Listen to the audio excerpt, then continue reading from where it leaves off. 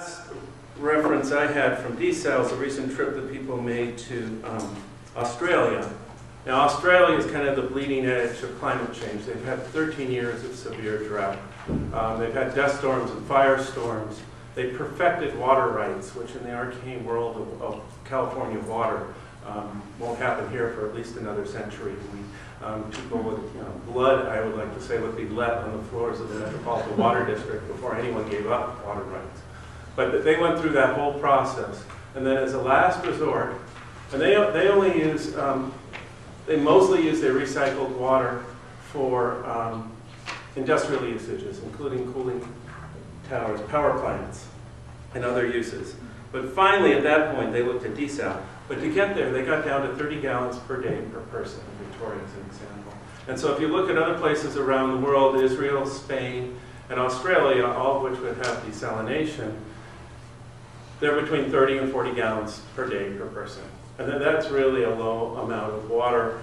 So I'd actually like us to think not about conservation, which implies that we're using less, but efficiency, which implies we're doing more with less. And that's really the change. The next step, and this has already happened in the energy world, is to talk about demand-side planning. So the conservation programs are more than just imposing on local residents, or sometimes, certainly in the cities, more than just PR programs.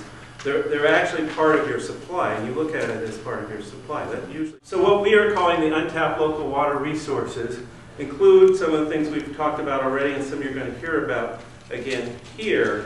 But it's really about how do you get that per capita down to what they do around the rest of the world. And we're not talking about a very different lifestyle in Spain and Australia. We're talking about hot, dry places, actually. They're able to survive with that.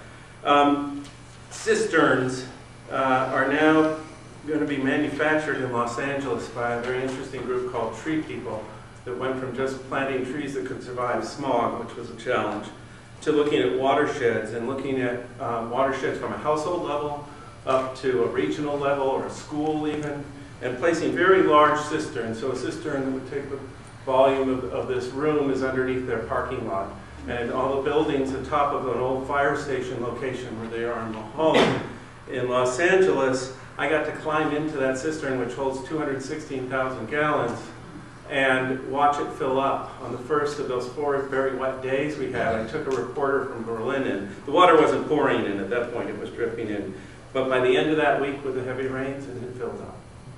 And that's the water they saved and used for the whole summer, and that provides all their irrigation. They've changed some of their plantings, but it's a lush place.